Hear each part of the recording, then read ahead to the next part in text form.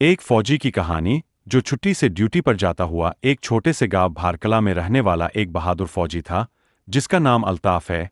वह भारतीय सेना में सेवा करता है और साल में कुछ ही दिन उसे अपने घर आने की छुट्टी मिलती थी। इस बार भी वह कई महीनों बाद छुट्टी पर अपने गांव आया था। घर पहुंचते ही उसकी मां की आंखों में खुशी के आंसू आ गए। पिता के चेहरे पर गर्व साफ दिख रहा था और उसकी पत्नी की मुस्कान में सुकून था। पूरे घर में खुशियों का माहौल था। कुछ दिन हंसी खुशी बीत गए। वह अपने परिवार के साथ बैठता, गांव की गलियों में घूमता और बचपन की यादों को ताजा करता। लेकिन हर खुशी के साथ एक सच्चाई भी थी। छुट्टी खत्म होने वाली थी। एक सुबह सूरज की पहली किरण के साथ ही उसे ड्यूटी पर वापस जाना था।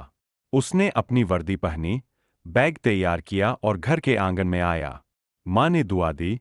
पिता ने कंधे पर हाथ रखकर कहा, देश की सेवा सबसे बड़ी सेवा है। उसकी पत्नी की आंखें नम थीं, लेकिन चेहरे पर गर्व भी था। उसने फौजी को गले लगाया और कहा, अपना ध्यान रखना।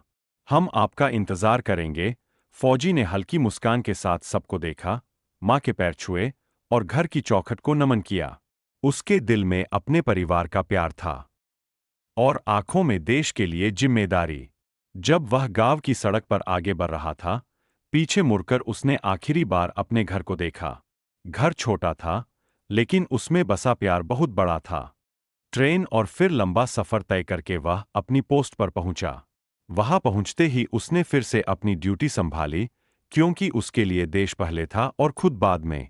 यह एक फौजी की जिंदगी है, जहां छुट्टियां छोटी होती है, विदाई भावुक होती है, लेकिन हौसला हमेशा बड़ा होता है। वह सिर्फ अपने परिवार का ही नहीं, बल्कि पूरे देश का बेटा होता है। फौजी की कहानी भाग 2 देखने के लिए सब्सक्राइब कर जारी रखें।